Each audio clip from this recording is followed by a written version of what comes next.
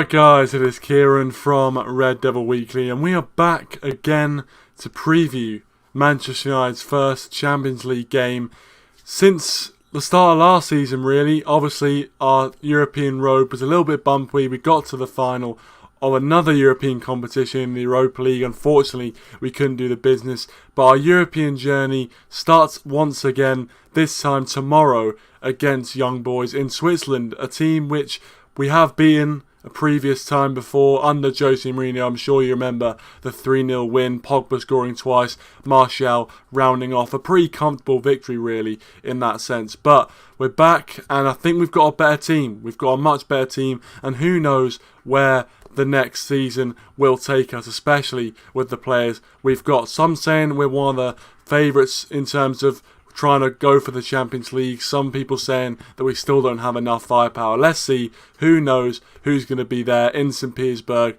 at the end of May. We'll see. But before we get into all of that, please do hit that like button if you aren't already. Subscribe to the channel as well if you are new around here. All that good stuff. Also, if you're watching as a video, please do leave your thoughts in the comment section down below. I want to hear what you guys have to say, even if you're not here when we're live. I want to hear what you guys have to say, so put your thoughts in the comment section down below. Owen has joined and says, has Ronaldo done enough to earn a start? A little bit of light-hearted banter there from Owen, but what a start from Ronaldo, and truth be told, what a start he's made. 2 goals on debut, the second goal really setting up the victory, getting us back in front.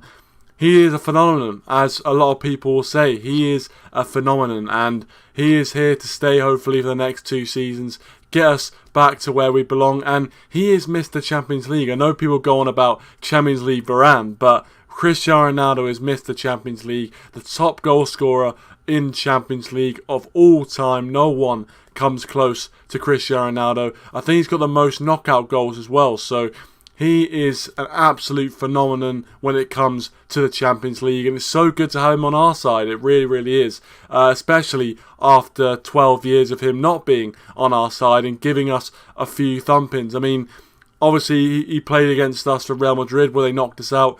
We obviously beat them when he played for Juventus. He did score a brilliant goal at that point, but we did end up beating them in that game 2-1, which I still don't know how.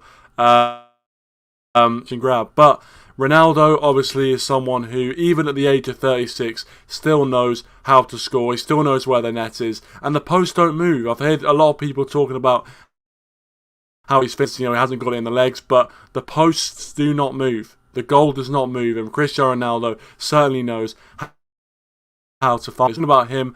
We're talking about potential lineups as well, and also a little bit about our opponent boys. And as I said before, we have beaten them actually pretty recently. I think it was back in 2018, where we, at the start of the campaign, we beat them 3-0 in Switzerland, and it was a pretty resounding victory. And they're a team which, do out, they don't really sit back and defend, and even one of their players in a press conference said they're not just going to sit back and defend, which it actually is, I have to say, it's music to my ears, the idea that, a team isn't just going to sit back and defend against us. But anyway, Rich, thanks for joining. Rich, appreciate it. Hope you're doing well. Make sure to check out Rich Sports. Brilliant stuff over there. Make sure to check that out if you haven't already. They currently sit 5th in the Swiss Super League 1.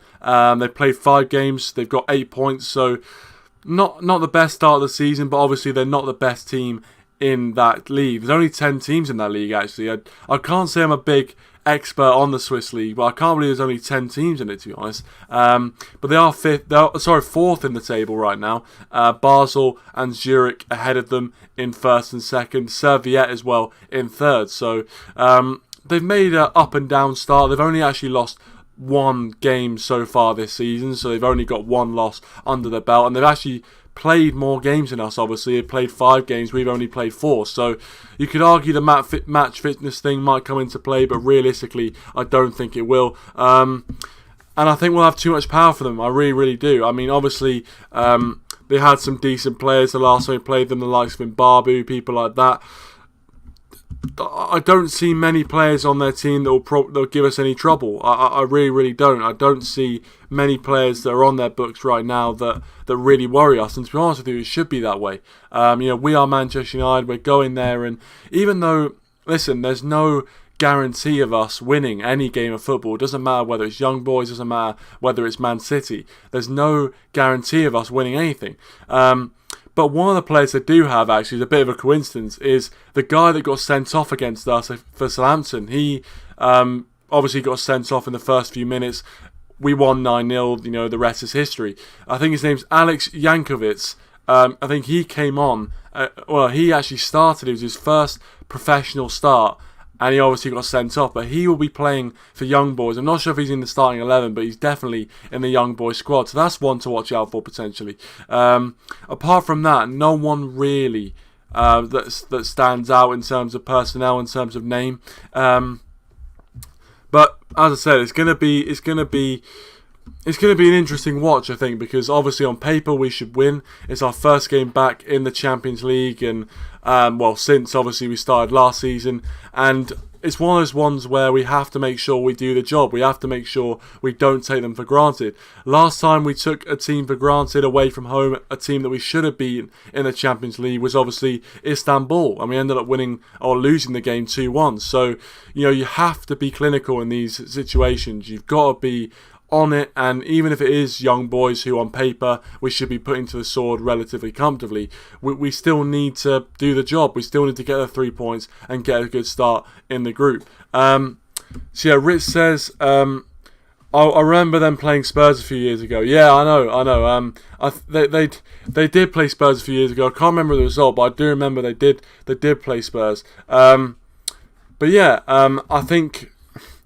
I think the last time we played them, they caused a few problems, but I think our overall quality just came out on top again. So I don't know. I feel like Young Boys shouldn't be too much of a test for us. I know obviously we're travelling to Switzerland, and I'm trying to make any badly, but realistically there's no excuse with the team we've got and with the options we've got off the bench. The players that we can rotate. I mean, if Donny van der Beek doesn't get any sort of game time in this game, then he never will. I mean, let's be honest. Yeah, absolutely. We've got such a good, bench or squad rotational options, and I think we need to make sure we use them. So I'm sure we will do that. Watching now count as research for my stream tonight? Yeah, I guess it does. To be honest with you, I haven't done a huge amount of research myself, but you can count that. No problem, count that. But I mean, I guess you can use the information that they're fourth in the league and they've played 5 games. I mean, I guess that's a little bit of research, but that's kind of how my research stretched. I don't really have much more to say other than that on Young Boys. They lost in Babu, and I remember him from the last time we played, and he was a very good fullback for them, but he was very much he was difficult to handle on that right hand side. He did cause a lot of problems. So yeah, I think he was someone who really stood out to me in that team. Apart from that, really sure there's anything to worry about. As I said, famous last words, and we might get beat 2-1 again. Hopefully Varane stays back for corners.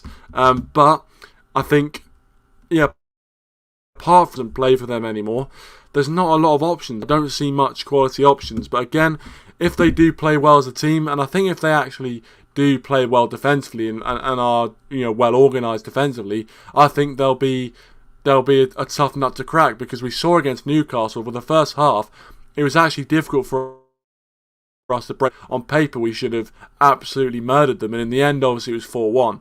But in the first half, if it wasn't for a deflected shot that fell to Ronaldo, we would have been 0-0 at half time, and I think that was really the deserved. That's what Newcastle deserved. They didn't deserve the goal. They didn't. So I think we have to make sure we're on it, and I think opportunity for some players to get some confidence. Hopefully, Jadon Sancho, if he's going to start the game, I'd love to see him this one. I can just feel it. Sometimes new signings actually come alive in the Champions League or the Carabao Cup. These other competitions can be very useful in new players a bit of confidence. And I think Jadon Sancho is someone who, in the first 4 games, hasn't exactly set the world alight. I don't think he's played badly, but I don't think he's really set the world alight. And maybe his confidence a little low. To go on this game, I do think it's going to be the straw that breaks the camel's back in terms of he's gonna start playing amazing if he does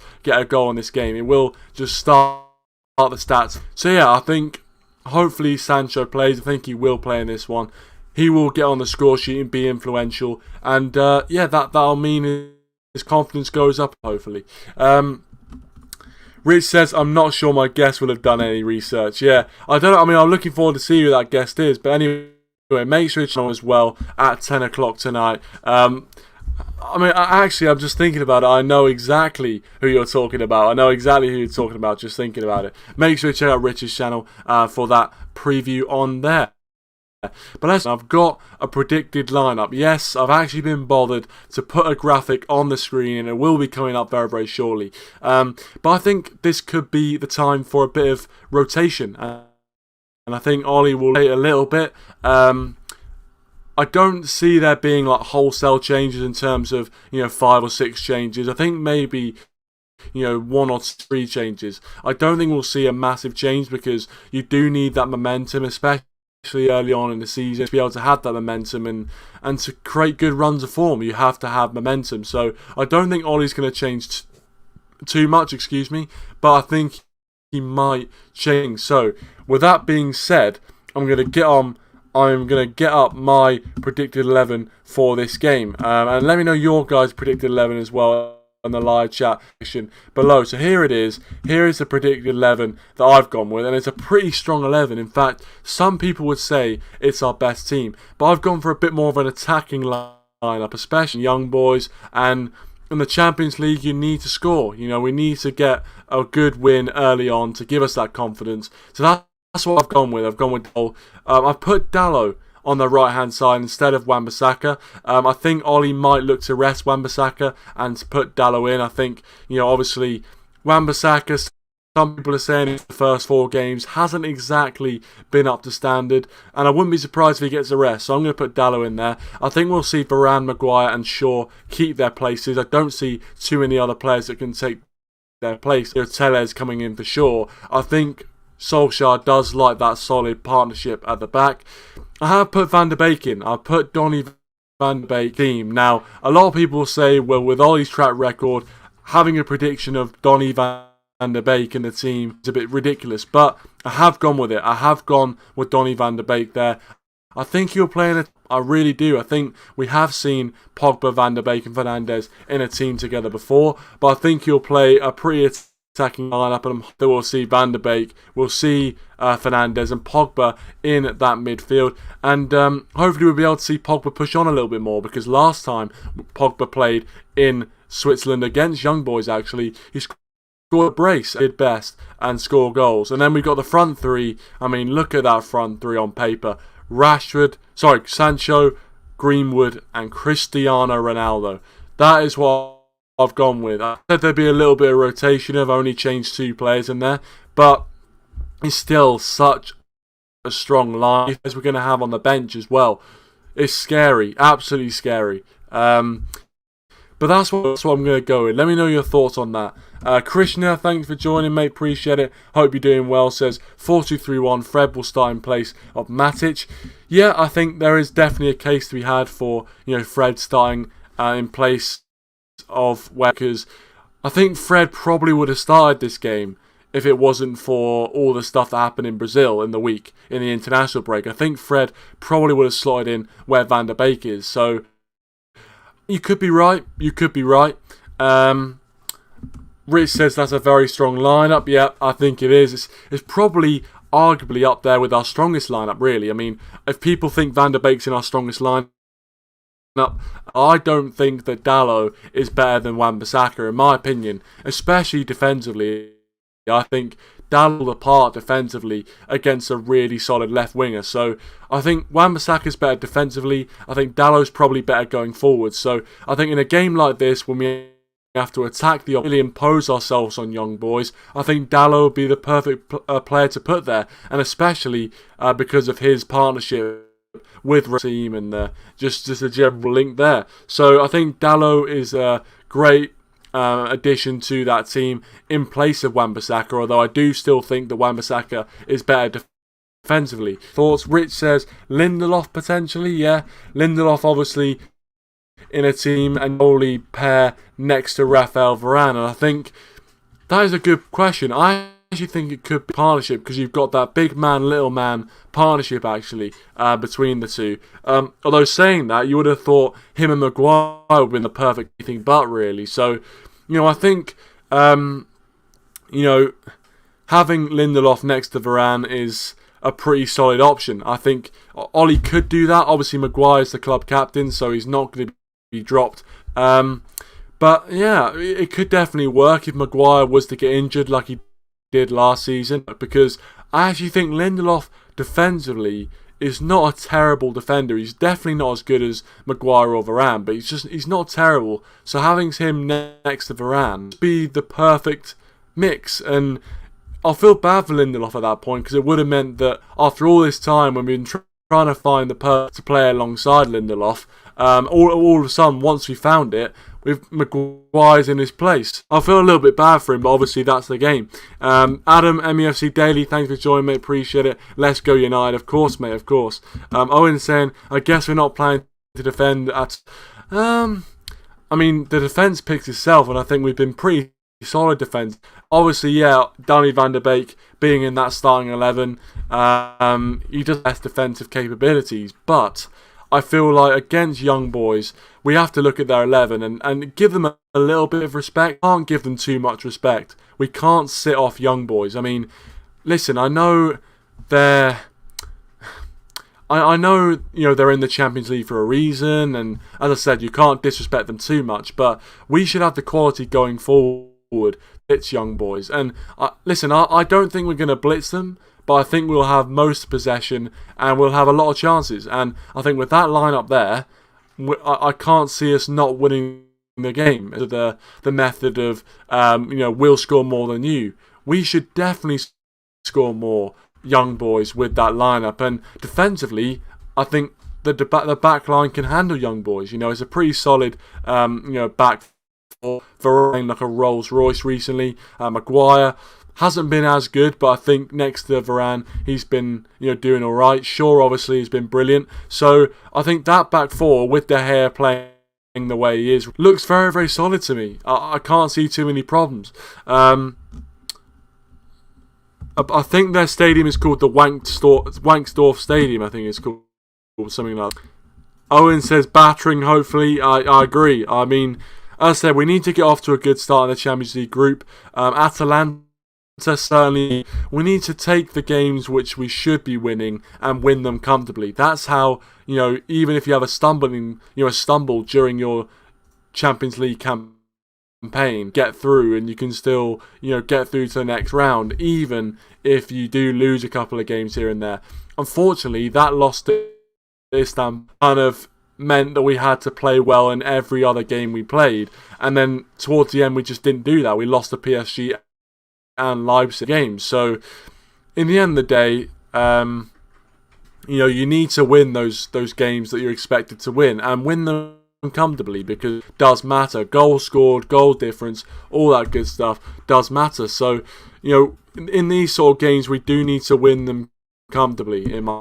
So what are your score predictions, ladies and gentlemen? What are your score predictions for the game?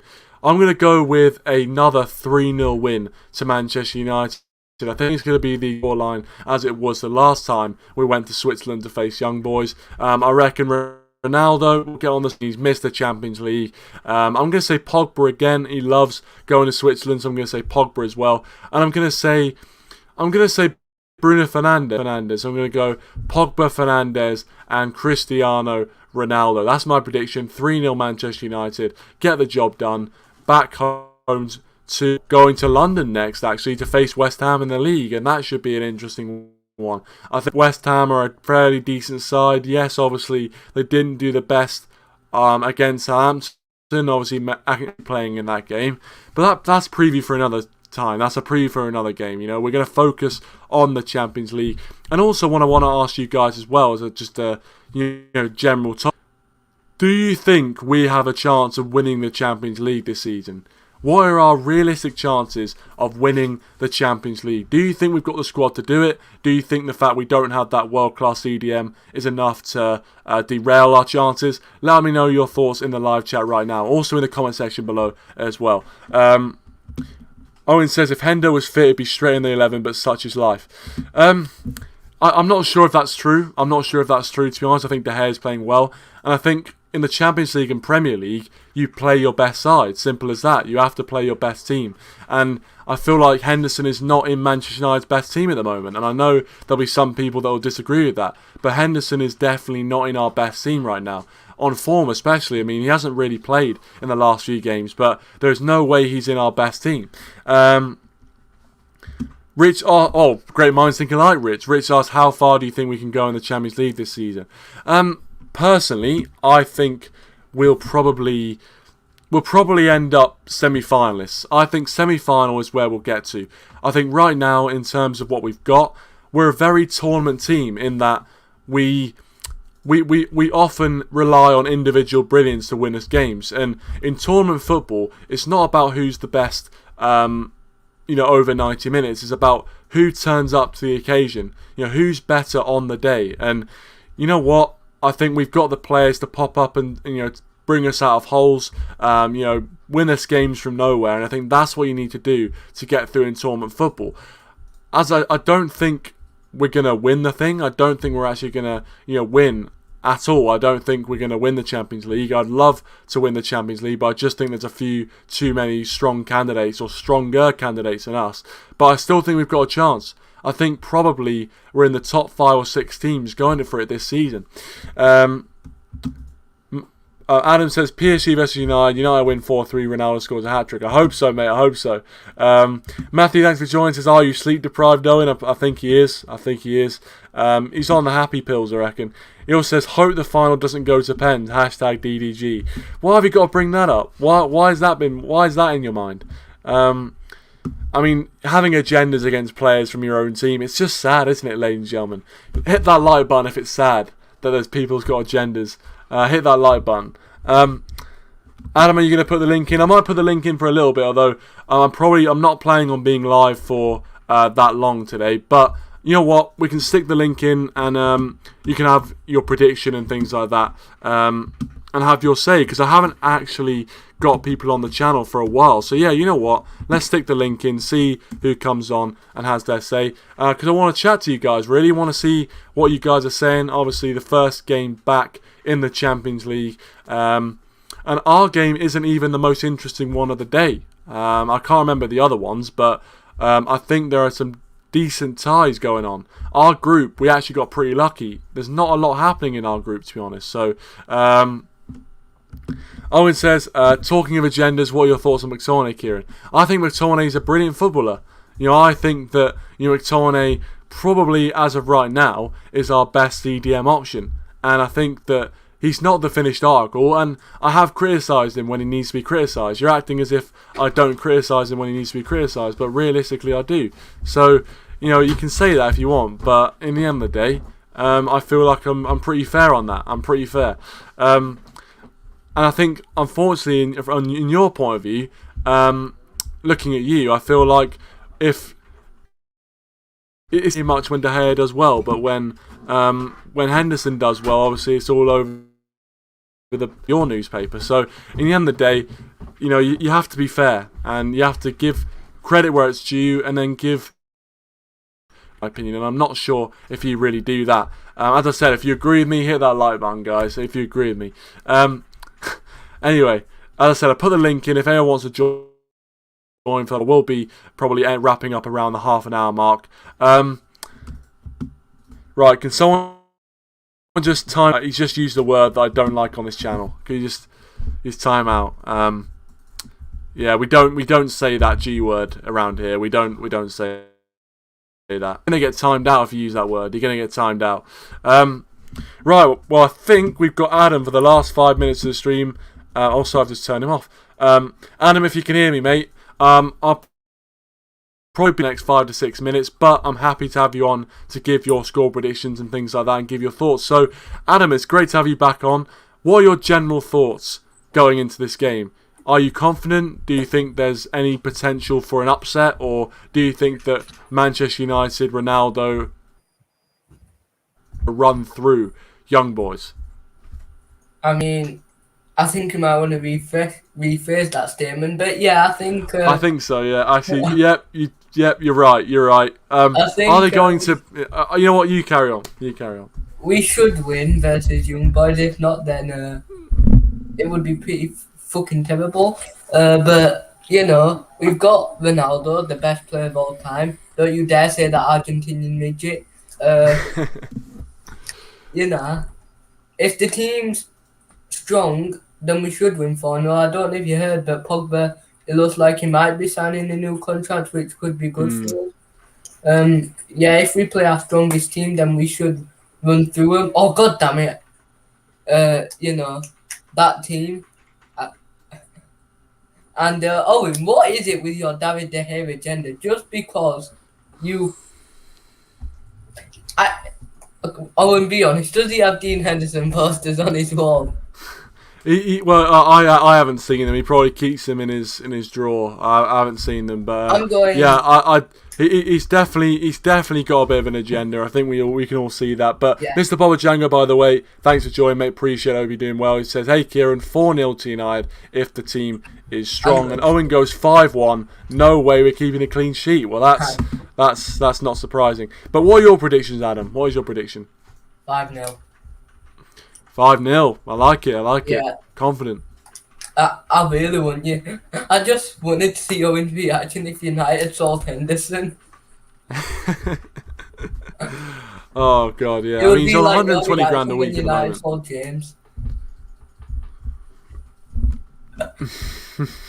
Yeah, I know.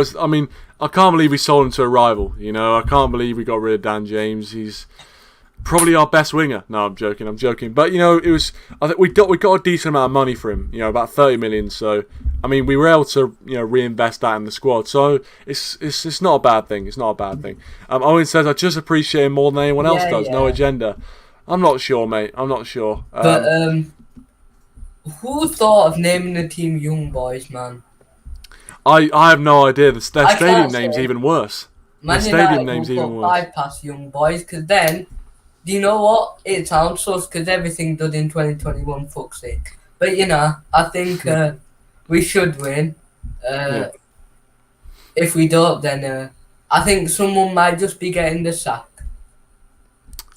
Well, I don't think Ollie would get a sack, but I can see what you mean. I mean, it would cause a lot of unrest in the fan base if we couldn't beat Young Boys with the squad we've got. We can't lose to Young Boys, surely not with this team.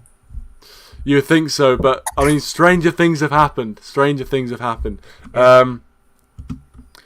Rich says, "Who are you backing that gets too much stick now? James has gone Kieran." Good question, actually. Martial. Go on, Kieran. No, I can't back Martial. I mean, I'll back him as a United player, but I'm not going to back him like that, unfortunately. I do think he needs to improve, but I mean, I hope he improves. I hope he does improve, but right now he's going a bit through a slump. Okay, so Kieran has a Martial agenda confirmed. No. Listen, I think for me it would be McTominay. I think there's a lot of people that give McTominay too much hate. And I actually think he's not a bad player. Yes, he's got his flaws, but I actually think he's not a terrible player. Kieran, I really don't. Sorry, Adam? I sent you a present since, in case you're not a toilet paper, I got you a Liverpool shirt so you can... yeah, fun for all the family, that one.